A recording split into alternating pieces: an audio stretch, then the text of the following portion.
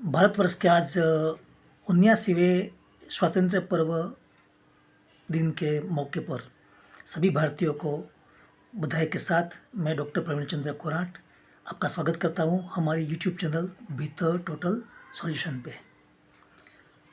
आज हमने आज़ाद भारत के 78 साल पूरे किए, लेकिन क्या हमें लगता है कि हमारे स्वतंत्र सेनानियों ने जो गौरवशाली भारत की जो अपेक्षा रखी थी, आशा रखी थी, वो क्या हम पूरी कर पाए हैं?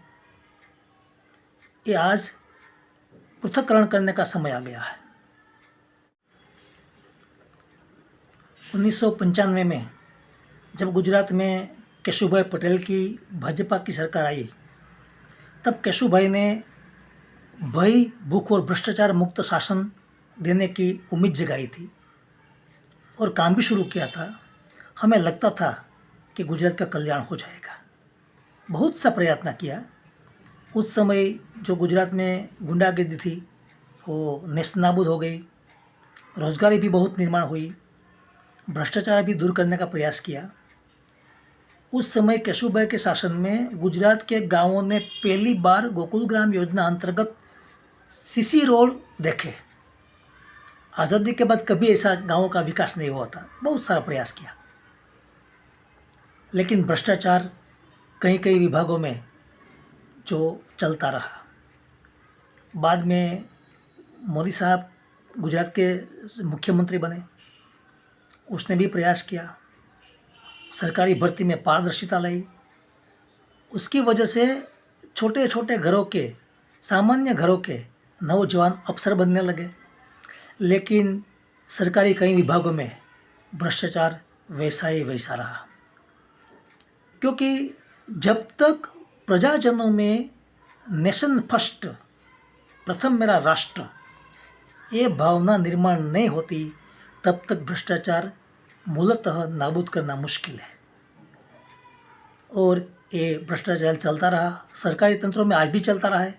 इसलिए हम देख रहे हैं कि कंस्ट्रक्शन के दौरान भी हो ब्रिज गिर जाते हैं, रास्ते बनाए हुए रास्ते टूट जाते हैं, पूरे साल में नहीं टिकते। और हमारा जो जूनागढ़ कॉरपोरेशन का तो हमारा अनुभव है, तो 2002 में यहाँ जो कॉरपोरेशन मिला, बाद में जूनागढ़ को कोई भी ऐसा राष्ट्रवादी नेता नहीं मिला कि जो भ्रष्टाचार मुक्त शासन दे पाए। और हमारी सिस्टम ऐसी चल रही है आज़ादी के बाद, वैसी कि उनमें भ्रष्टाचार मुक्त शासन देना मुश्किल है। हमारी एजुकेशन सिस्टम,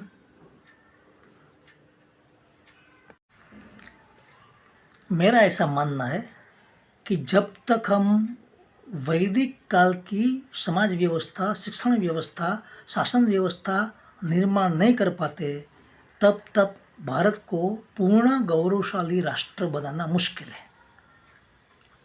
क्योंकि आज की हमारी जो सिस्टम है वो इतनी खोखली है कि सोचो मत। एजुकेशन सिस्टम की बात करें तो आज एजुकेशन सिस्टम में सरकारी संस्थाएं बंद हो रही है, प्राइवेटाइजेशन हो रहा है। प्राइवेट संस्थाएं इतनी फी वसूल कर रही है कि सामान्य व्यक्ति का पढ़ना भी मुश्किल हो जाता है। और हमारी एजुकेशन सिस्टम में ट्रस्टी कौन होते हैं? जिनके पास एजुकेशन की कोई लायकात नहीं होती, वो ट्रस्टी बन जाते हैं। ऐसे लोग मिनिस्टर बन जाते हैं जिनको शिक्षण का पता नहीं होता, कुछ शिक्षण के बारे में कुछ ज्ञान नहीं होता। और क्या वो ऊपर से अपने भाषण में बोलते हैं हमें शिक्षकों के प्रति आदर है, शिक्षण के प्रति आदर है, लेकिन वो लोग शिक्षकों को अपना गुलाम समझते हैं। वो मानसिकता जब तक रहेगी तब तक शिक्षण व्यवस्था सुदृढ़ होना मुश्किल है। क्योंकि जिनके हाथों में जो बालकों का भविष्य निर्माण करना हाथ में है, उनको आप सम्मान नहीं देते, उनको आप अपमानित करते हैं, उनको आप कोई भी काम में लगा देते हैं, तो क्या आप सम्मान करते हैं शिक्षकों का? प्राइवेट संस्था में मास्टर डिग्री वाले टीचर को 10,000 में काम कराया जाता है। ये क्या शिक्षण की व्यवस्था रखी है? और शिक्षण व्यवस्था में हमें परीक्षा के समय सीसीटीवी कैमरे रखने पड़ते हैं नहीं लगता कि हम मोरालिटी निर्माण करने में निष्फल हुए हैं।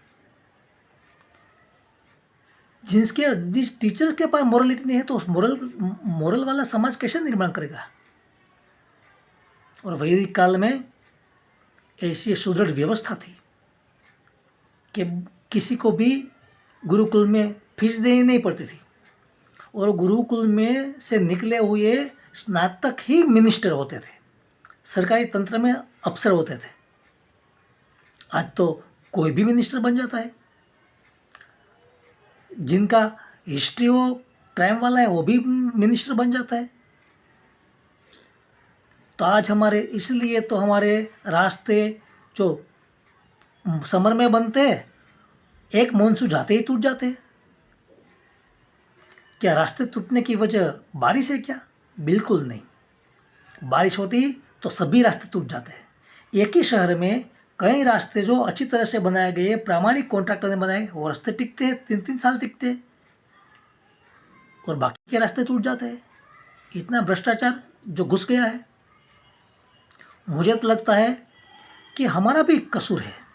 हम ऐसे लोगों को क्यों हम वोट देते हैं? और समझ लो कि हमने उनको वोट दे दिया, तो जब रास्ते टूटते हैं ना, एक दिन में 50 फोन कॉर्पोरेटर को जाना चाहिए, एक दिन में 50 फोन सरपंच को जाना चाहिए, एक दिन में 50 फोन धारासभ्य को जाना चाहिए कि रास्ता क्यों टूट गया। हमें लगता ही नहीं कि हमारे पैसों से रास्ते बनते हैं। हम तो मानते हैं सब सरकारी है और सरकारी तंत्र में सब कुछ चलता है।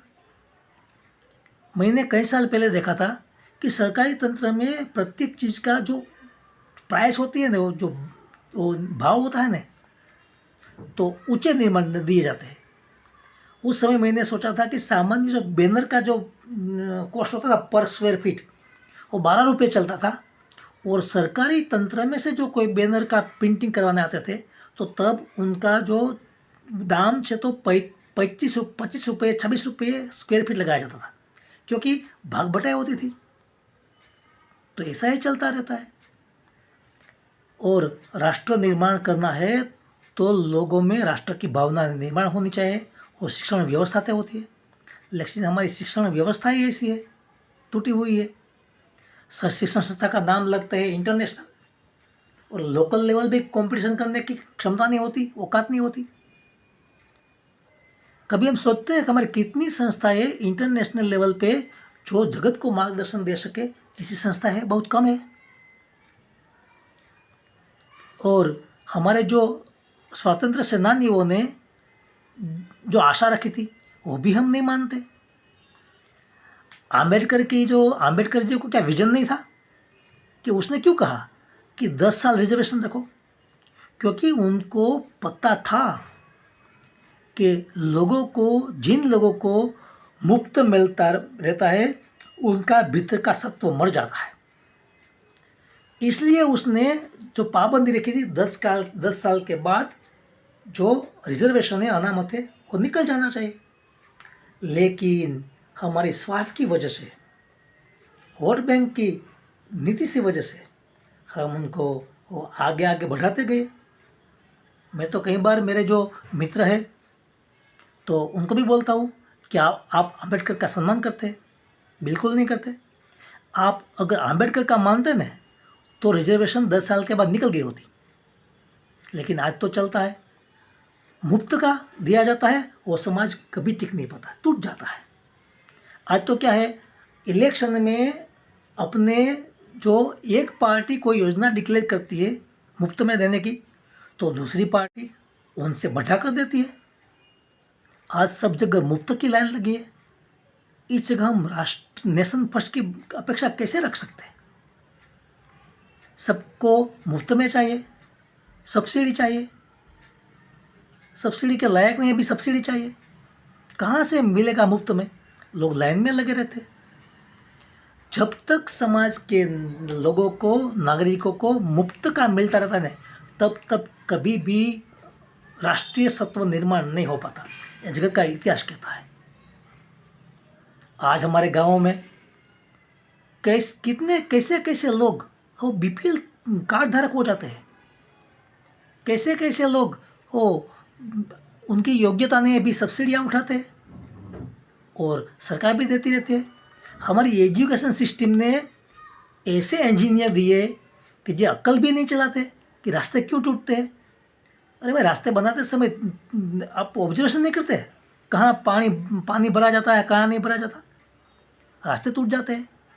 हमारी एजुकेशन सिस्टम ने ऐसे डॉक्टर्स दिए कि लोग जो अमृतम कार्ड चलता है, आरोग्य का कार्ड चलता है सरकार की वजह से, तो वहाँ से क्यों ज़्यादा से ज़्यादा लिया जाए, उस पर ही नज़र होती है।